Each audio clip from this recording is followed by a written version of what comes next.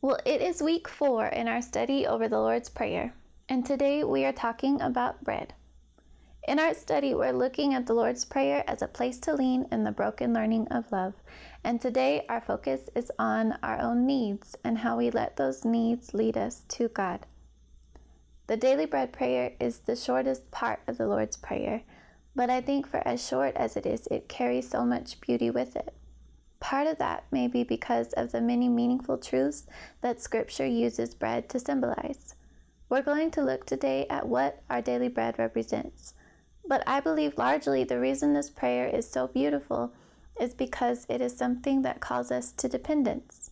This is our simple focus today. We are free to bring our needs to God as His dependent children.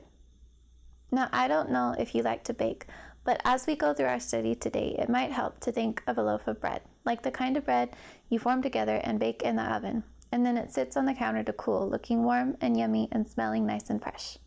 In fact, as I was working on writing this chapter of Leaning Place, my daughter and I had just been busy baking little loaves of bread, so it was an image I had fresh.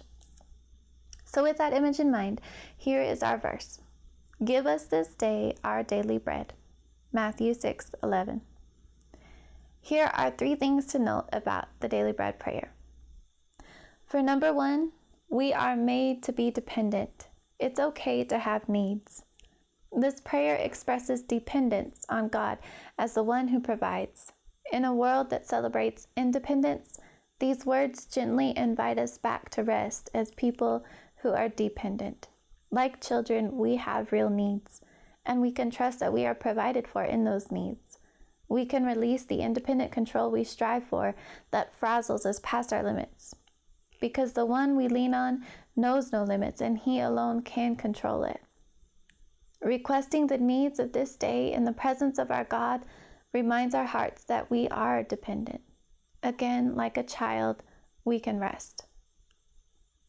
And for the number 2 thing to note, we are made to have our needs met one day at a time.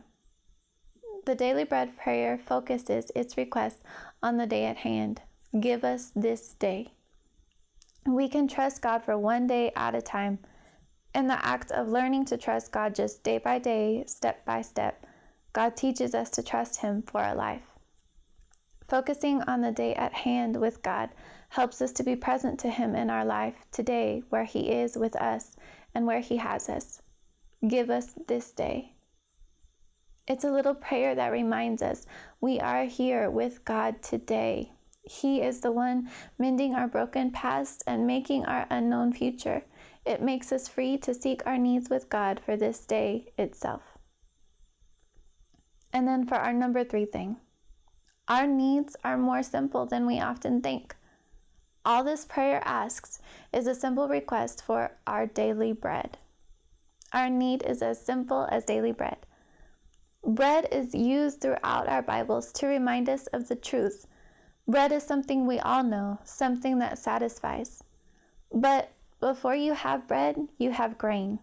And before you have grain, you have a seed. Now, I'm no expert on this, but I'm going to do my best to go through the process. Here is the long-established process that bread goes through to come to us. It begins as a seed that is covered under dirt. Then with water and sun and a little bit of time, the seed breaks open. And in the breaking of the seed, the grain begins to grow. And it's given time to grow until the harvest. Then the grain is broken down for baking. Then we use water to form the dough with broken grain.